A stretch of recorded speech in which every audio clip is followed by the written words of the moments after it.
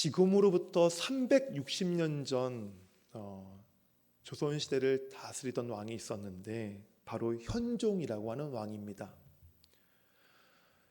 이 현종이라는 왕은 조선의 역사 중에 좀 이게 불우한 왕이라고 할 수 있습니다. 왜냐하면 이 왕이 다스리는 그 기간 동안 정치 싸움으로 시작해서 정치 싸움으로 끝나는 그러한 시대를 이 왕이 다스렸기 때문입니다. 이 현종이 이 왕위에 즉위할 때에 이런 일이 있었습니다. 그 현종의 아버지가 효종이거든요. 이 효종왕이 죽었어요. 죽어서 이제 그 장례, 이제 장을 치르게 되는데 그 효종의 어머니죠. 그러니까 현종의 그 할머니가 효종의 어머니가 아들의 죽음을 놓고 이제 상복을 며칠간 입어야 되는가에 대해서 놓고 정치적으로 싸움이 일어났습니다. 또 그것뿐만 아닙니다. 이 현종이 다스리는 임기 말기에는 또 이 현종의 어머니가 돌아가셨어요. 그래서 또 그것을 놓고 이 시어머니가 며느리의 죽음 앞에서 며칠간 상복을 입어야 되느냐를 놓고 또 이 서인과 남인들이 아주 그냥 피 터지게, 정말 세상 말로 피 터지게 싸웠습니다. 이 시대가 바로 이 현종이 다스렸던 그 조선의 때였습니다. 뿐만 아닙니다. 정치적인 싸움뿐만 아니라 이 현종 시대에 유례 없이 가뭄이 들었고요, 병충해가 들고 기상이변이 일어나고 전염병이 끊이지 않았습니다. 무려 10년 동안입니다. 어떻게 됐겠습니까? 나라가 나라꼴이 아니었습니다. 수많은 사람들이 죽어나갔습니다. 이 고난이 1661년입니다. 신축년입니다. 우리나라 말에 신축년의 남편 찾듯이라고 하는 말이 있습니다. 신축년의 남편 찾듯. 혹시 그런 말을 들어보신 적 있으십니까? 들어보셨어요, 권사님? 이 물건이나 이 사람을 애타게 찾는 것, 아주 그냥 애타게 찾을 때에 신축년의 남편 찾듯이라는 말을 씁니다. 애타게 찾을 때. 왜 그렇습니까? 바로 1661년 신축년 때 그 가뭄과 자연재해와 병충해 때문에 수많은 사람들이 죽어나가니까 이 가족들이 뿔뿔이 흩어져서 생사를 모르잖아요. 그때 유래된 말이 신축년의 남편 찾듯이라는 말입니다. 올해가 신축년입니다. 2021년이 신축년이에요. 역사가 바뀌고 해가 바뀌어도 우리 삶과 우리가 살고 있는 이 사회에는 여전히 우리가 감당하기에 어려운 일들이 다 떡하니 앞에 버티고 있습니다. 또한 쉴 새 없이 파도가 밀려오는 것처럼 이 고난과 어려움이 쉬지 않고 우리 앞에 다가오고 있습니다. 2021년 우리가 어떤 일들을 우리가 또 경험하게 될지, 어떤 사건들을 만나게 될지 우리는 모릅니다. 우리 앞에 꿈쩍도 하지 않고 버티고 있는 이 어려움들, 쉴 새 없이 찾아오는 이 어려움들, 이것들은 우리를 한 줄기 빛이 없는 어둠 속으로 점점 내몰고 있습니다. 그런 가운데 우리는 그 어두움 속에서 어떻게 가야 되나, 이 어두움 속을 어떻게 걸어가야 되나라고 고민하게 됩니다. 이번 달에 제가 성도님들께 추천해드리는 도서 중에 한 권이 어둠 속을 걷는 법이라는 책이 있습니다. 오늘 내려가시다 보면 그 게시판에 제가 추천해 놓은 책이 있는데요. 오늘 설교 제목이 바로 어둠 속을 걷는 법이죠. 그 책에서 제가 인용을 했습니다. 어둠 속을 걷는 법. 이 책의 저자가요, 이 어둠 속을 걷는 법이라고 하는 이 책에서 이렇게 이야기하고 있습니다. 지금같이 어려운 상황에서 어둠 속을 걸을 때 필요한 것은 어둠 속을 걷는 법을 다시 기억해내는 것이다 라고 그 책 저자가 기록하고 있어요. 저는 오늘 말씀을 통해서 우리가 걷고 있는 이 어두움 속을 걸어가는 방법을 다시 한 말씀을 통해서 기억하고자 합니다. 우리는 모르는 것이 아닙니다. 우리는 어둠 속을 걷고 있는 방법을 지금 이미 알고 있습니다. 근데 잠시 잊어버리고 있어서 어떻게 어둠 속을 걸어가지? 이 어두움을 내가 어떻게 감당하지라고 걱정하는 것일 뿐이지, 우리가 다시 그 어둠 속을 걸어가는 방법을 기억해만 낸다면 저와 여러분은 충분히 어려움이라고 하는 어두움 속을 걸어갈 수 있습니다. 2021년 다사다난한 해가 될 것입니다. 하지만 걱정하지 마십시오. 2021년이 어두움의 해가 계속된다 할지라도 말씀을 통해서 어둠 속을 걸어가는 법만 여러분이 다시 기억해낸다면, 그것을 잊어먹지만 않는다면 충분히 한 해를 걸어가실 수 있습니다. 오늘 그러한 저와 여러분 되시기를 바랍니다. 오늘 본문은 남왕국 유다의 마지막 왕 시드기야 시대의 이야기입니다. 시드기야가 예루살렘을 다스린 지 10년이 되는 해가 됐는데, 그때 하나님의 말씀이 예레미야에게 임합니다. 오늘 그때를 시작으로 해서 32장이 시작되고 있는데요. 시드기야 10년째 해 되는, 그리고 그 해에 하나님 말씀이 예레미야에게 임하는 그때 예루살렘의 상황을 한마디로 표현하면 암흑입니다. 어두움입니다. 외부적으로는 바벨론의 느부갓네살 왕이 남유다 땅 예루살렘 성을 지금 포위하고 있는 상태입니다. 포위당하고 있는 상황이에요. 이제 조금만 있으면 성이 함락되고 될 그런 일측즉발의 지금 상황에 예루살렘 성이 놓여 있습니다. 이것이 바로 외부에서 오는 어둠이었습니다. 이스라엘이 맞닥뜨린 외부적인 어둠이었어요. 또 이스라엘이 맞닥뜨린 내부적인 어둠이 있습니다. 그것은 거짓 선지자들이었습니다. 예레미야 선지자가 이 바벨론 이 느부갓네살 왕이 이 바벨론의 그 공격 때문에 지금 절체절명에 있는 그 예루살렘의 상황이 하나님께서 징계하시기 때문에 그런 상황을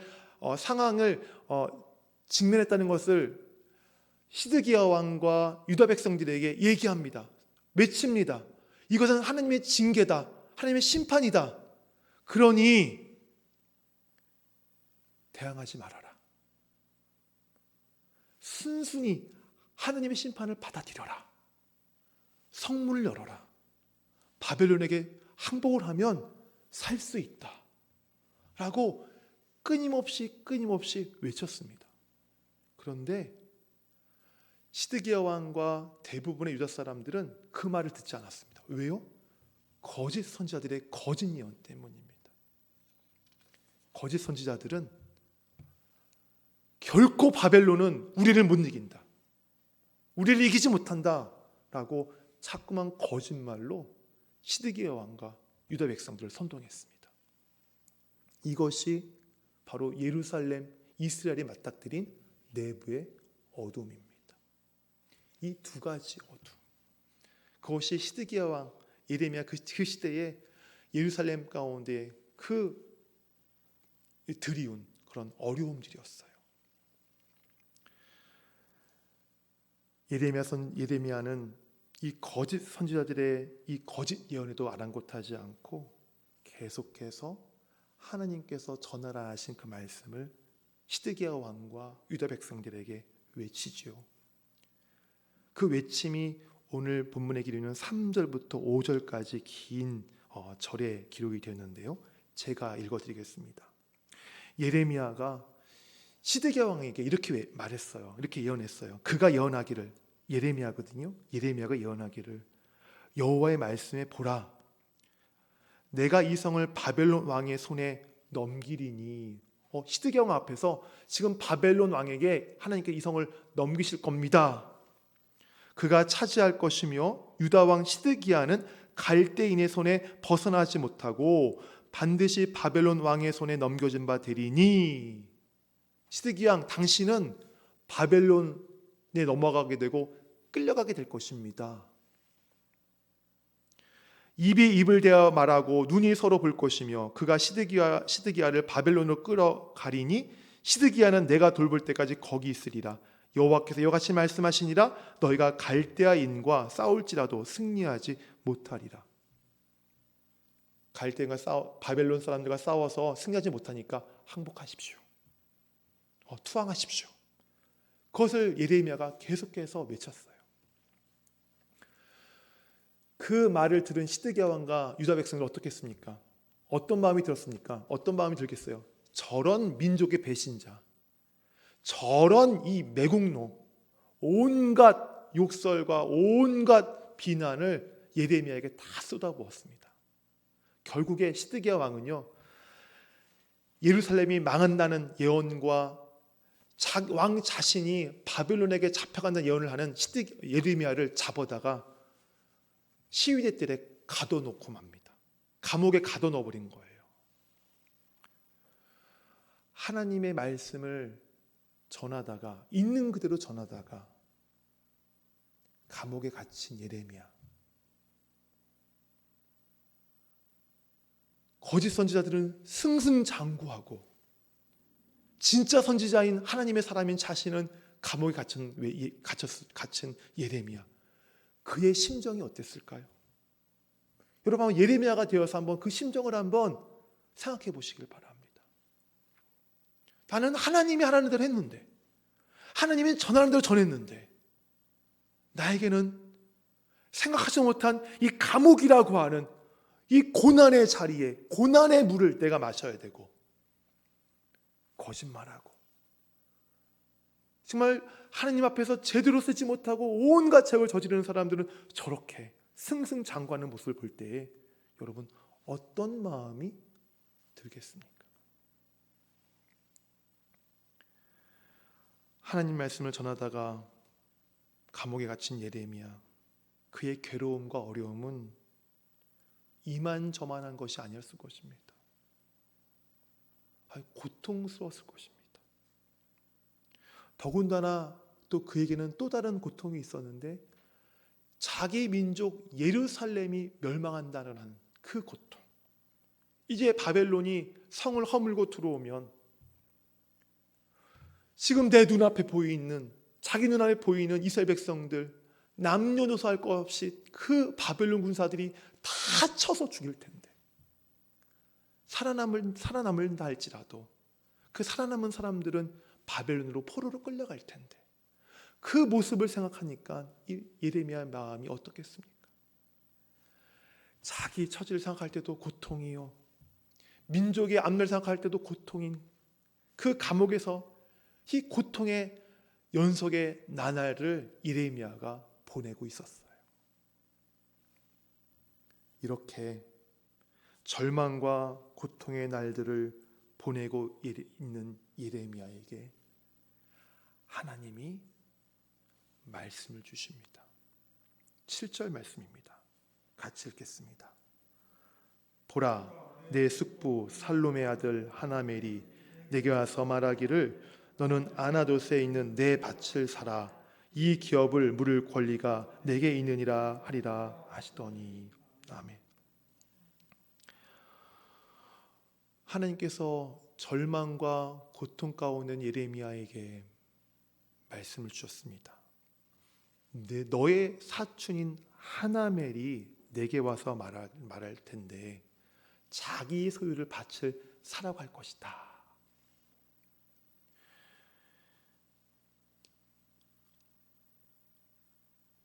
이 당시의 상황이 어떤 상황이라고 말씀드렸어요? 조금만 있으면 예루살렘이 바벨론에 의해서 멸망을 당하는 상황을 앞두고 있는 때라고 말씀드렸지 않습니까? 그 긴박한 상황, 이제 멸망하게 될 남유다인데 그 남유다에 속한 땅을 예레미야한테 하나님이 사라고 명령하십니다. 여러분 이해가 가십니까? 이제 곧 망할 나라인데 그 망할 나라에 속한 땅을 예레미야에게 사라고 하십니다. 이것은 누가 봐도 어리석은 행위입니다. 누가 돈 주고 삽니까? 이 곧 망할 나라인데. 그럼에도 불구하고 하나님께서 예레미야에게 말씀하셨을 때에 예레미야는 어떡합니까? 그것이 하나님께서 자기에게 말씀하신 건 줄 알고 그 말씀에 순종합니다. 그리고 하나멜 자기 사촌으로부터 그 아나돗의 땅을 삽니다. 근데 그 사는 과정이 대충이 아닙니다. 오늘 말씀해 보니까 그 사는 매매 과정이 그 정한 법과 규례대로 행해지고 있다는 것을 기록하고 있습니다. 밭을 살 때에 은 10세겔 정확한 그 밭의 정당한 가격을 저울로 달아서 하나멜 자기 사촌에게 주고 그 밭을 정식적으로 정당하게 그 밭을 자기가 양도받습니다. 그것뿐입니까? 증서를 써서 봉인합니다. 매매 증서. 그 밭의 주인이 누구인가에 대해서 분명하게 적힌 그 증서를 써서 한 장은 봉인하고 한 장은 예레미야가 보관하죠. 또 그것뿐입니까? 그 밭을 하나멜이라는 사촌으로부터 자기가 샀다는 것에 대해서 누굴 세웁니까? 증인들을 세웁니다. 완벽하게 그 아나돗의 밭이 예레미야의 소유인 것을 완벽하게 그 모든 과정들을 완벽하게 하는 절차들을 밟습니다. 이때까지 예레미야는 몰랐어요. 왜 하나님께서 곧 망할 유다 땅에 속한 아나돗의 그 밭을 사라 하시는 것이지? 몰랐습니다. 단지 순종하기 때문에 하나님께서 사라 하시니까 그 밭을 샀던 거예요. 그런데 모든 매매 절차가 끝났을 때에 하나님은 아나돗의 땅을 산 예레미야에게 이렇게 말씀하십니다. 14절 말씀이에요. 만군의 여호와 이스라엘 하나님께서 이같이 말씀하시기를 너는 이 증서 곧 봉인하고 봉인하지 않은 매매 증서를 가지고 토기에 담아 오랫동안 보존하게 하라. 그 이유가 있습니다. 15절 같이 읽겠습니다. 만군의 여호와 이스라엘 하나님께서 이와 같이 말씀하시니라. 사람이 집과 밭과 포도원을 하나님께서 예레미야에게 이제 곧 바벨론에 의해서 망하게 될 남유다 땅에 속한 아나돗의 밭을 사게 하신 이유는 바벨론의 침공으로 인해서 남유다는 멸망하는 것이 분명하지만 장차 남유다가 다시 회복될 것이라는 것을 보여주시기 위한 증표였습니다.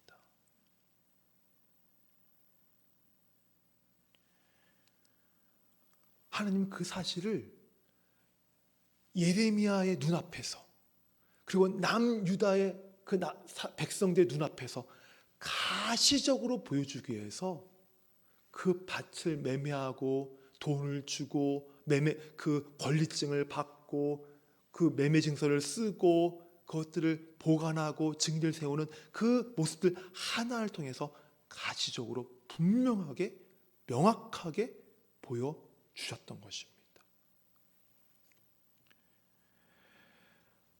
이 증표로 말미암아 예레미야와 남유다 백성들은 가장 절망스럽고 가장 고통스러운 어둠의 상황 가운데 있을 때에도 하나님께서 보여주신 그 증표 때문에 그들의 절망과 실망과 고통으로 잠식당하지 않았던 것입니다. 않을 수 있었던 것이에요.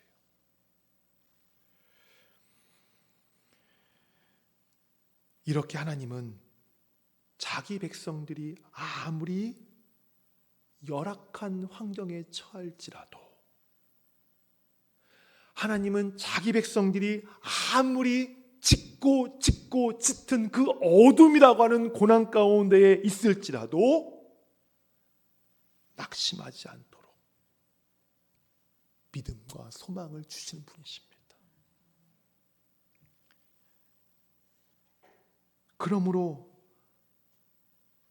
하나님의 사람들, 여러분들은 하나님께로부터 소망을 받은 자임을 인식하시고 하나님의 신실하심을 더 잘 알기 위해서 여러분 앞으로 나가시기를 바랍니다. 또한 하나님의 약속이 당장 이루어지지 않아요. 오늘 본문에 보니까 14절이죠.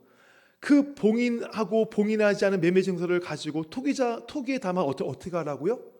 오랫동안 보존하라고 그랬어요. 시간이 필요해요. 하나님의 그 약속은 당장 이루어지기도 하지만 그 약속은 시간이 필요할 때가 있습니다.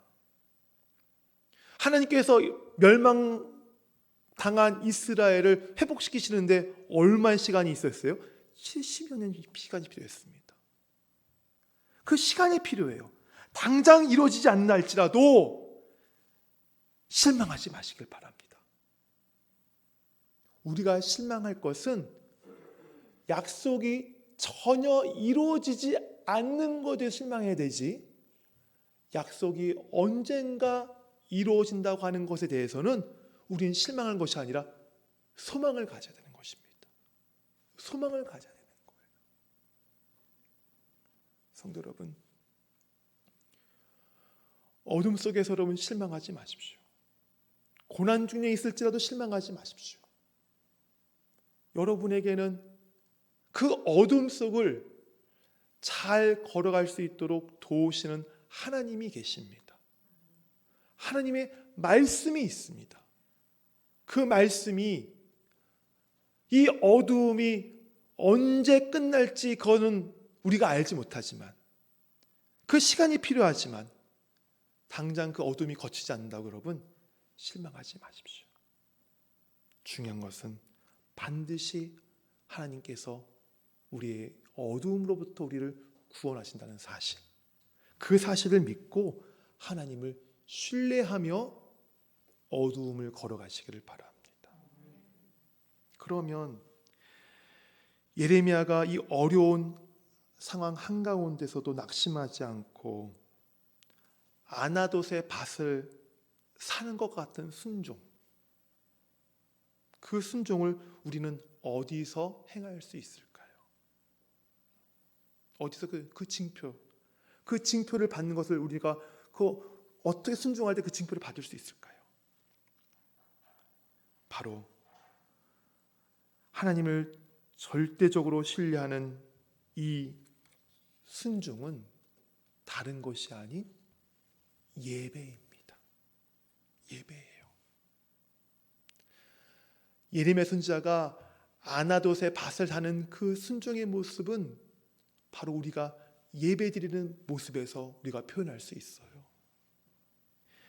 예배는 우리가 만난 어려움이라고 하는 어둠, 고난이라는 어둠, 막막한 현실이라는 어둠을 걸을 때에, 그 속을 걸을 때에 그 어둠 속을 어떻게 걸어야 할지를 가르쳐 줍니다.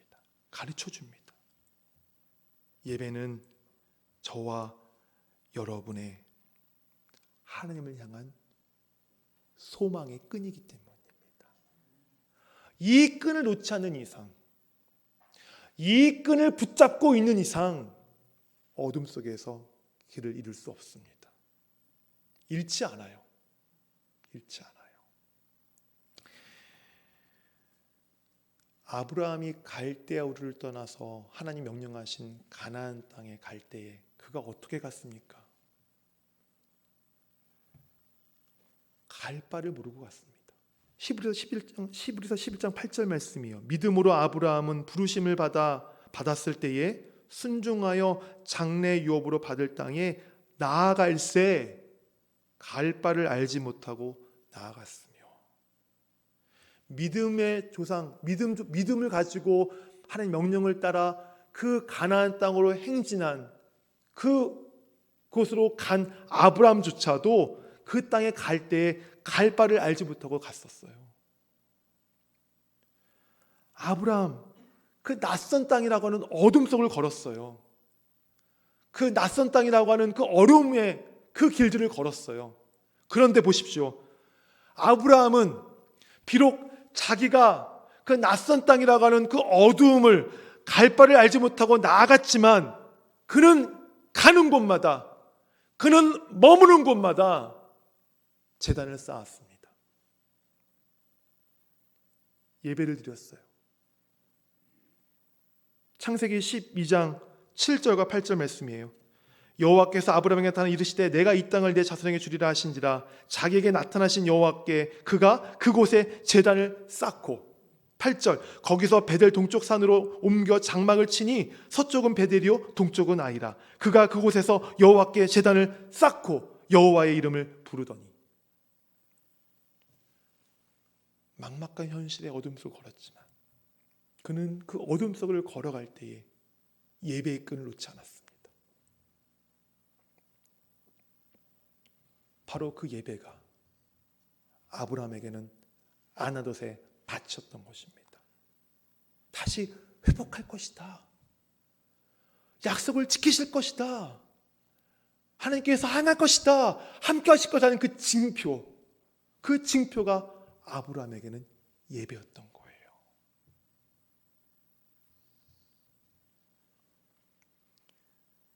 아나돗의 밭이 예레미야와 유다 백성들에게 하나님의 함께하심과 하나님이 함께하심으로 인해서 임할 회복이 있을 것이라고 하는 그 증거였던 것처럼 오늘날 예배는 바로 저와 여러분의 회복의 증거인 것입니다.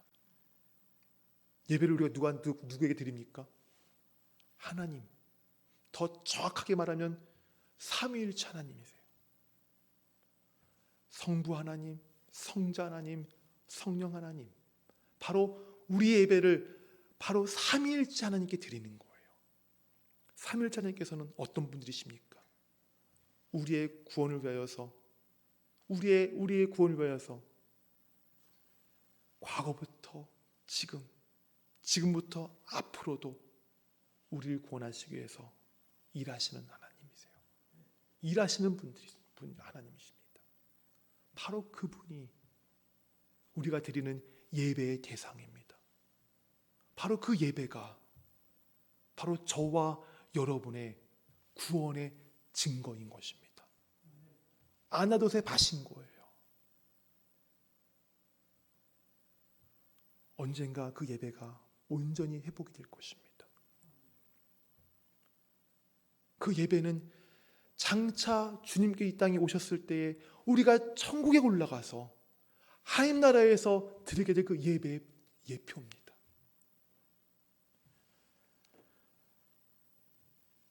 성도 여러분, 올해 한 해 우리는 어떤 일을 만날지 알 수 없습니다. 하지만 무슨 일을 만나든 어떤 상황에 처하게 되든 어떤 자리에 있게 되든 하나님의 살아계심과 은혜와 구원을 증거하는 예배, 그 예배의 끈을 놓치지 마시길 바랍니다. 바로 하나님을 고백하는 예배자의 모습으로 2021년 이 어둠 속을 걸어가시길 바랍니다. 이것이 바로 어둠을 걷는 방법입니다. 이것을 여러분이 다시 기억하고 잊지 않을 때에 어둠을 충분히 걸어가실 줄 믿습니다. 같이 기도하기를 원합니다.